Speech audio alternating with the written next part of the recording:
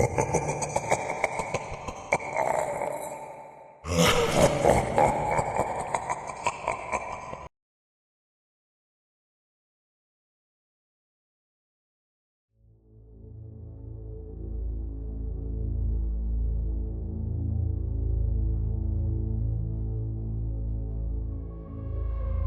the quaint coastal village of Harrow's Edge, where the sea fog rolled in like a shroud every evening, and the cliffs echoed with a ceaseless crash of waves, against jagged rocks resided Amelia Voss, a reclusive artist in her mid-30s, whose life had been a tapestry of quiet solitude and unspoken sorrows.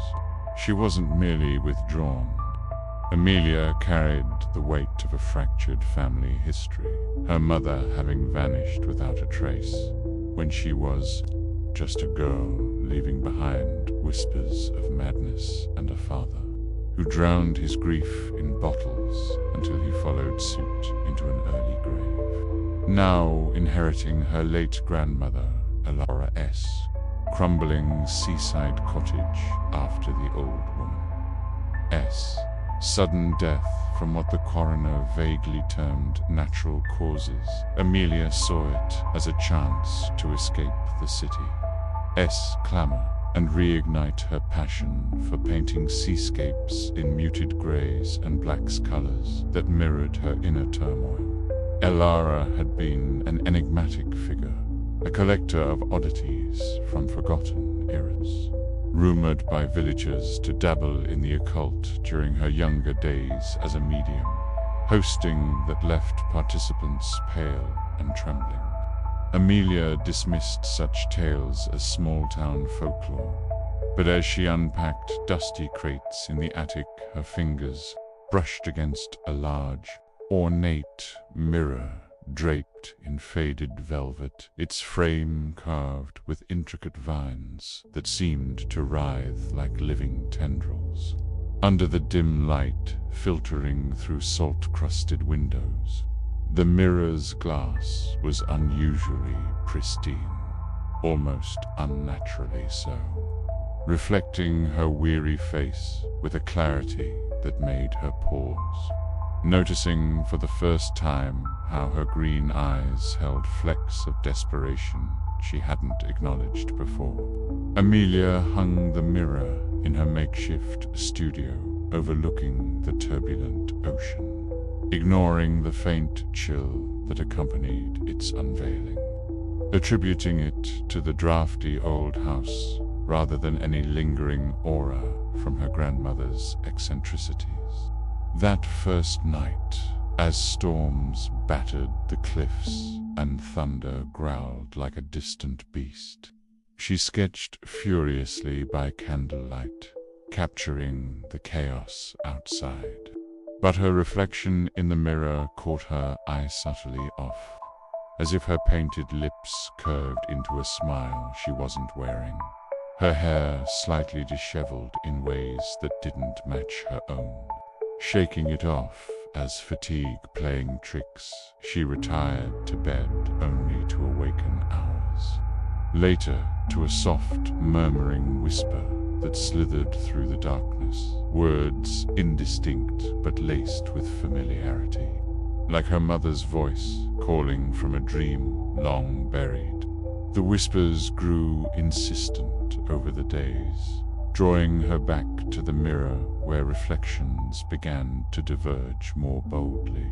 One morning, she saw herself not as the solitary artist, but as a younger version, hand in hand with a shadowy figure resembling her vanished mother, their forms dissolving into mist at the edges. Another time, the glass showed her aged and hollow-eyed, scratches marring her skin as if clawed by invisible hands. Amelia wasn't hollow. She confronted these visions with a mix of scientific curiosity and buried fear, journaling each anomaly in a leather-bound notebook. She found among Alara's belongings pages already filled with cryptic entries about echoes from the Vale and warnings against gazing too long. She researched local legends at the village library, a musty room overseen by a suspicious librarian who muttered about Ilara's dealings with the faded ones. Spirits trapped between worlds who fed on the regrets of the living, using mirrors as portals to siphon life force and replace the unworthy. As weeks blurred into a haze of isolation, Amelia's health waned. Her skin paled to a ghostly translucence. Her hands trembled while holding brushes, and nightmares plagued her sleep. Dreams where she wandered endless foggy shores, searching for her mother, only to find the woman decayed and accusatory, blaming Amelia for not searching harder all those years ago. The whispers evolved into coherent pleas, her mother's voice begging for release from the mirror's grasp, revealing that Alara had bound her spirit there decades prior in a botched ritual meant to preserve their bond beyond death. A act born of desperate love that twisted into eternal torment. One fog-enshrouded evening, as Amelia stood before the mirror, transfixed, her reflection reached out independently, fingers pressing against the glass from the other side, the barrier rippling like water. Panic surged, but curiosity, fueled by years of unresolved loss, concurred to touch back, and in that moment a cold surge pulled her forward, the world inverting as she tumbled into a monochrome realm of endless reflections, each a fractured version of her life, unlived. Her physical body slumped lifeless in the studio, while inside the glass she wandered eternally, her whispers now joining the chorus, calling out to the next unwitting soul who might inherit the curse.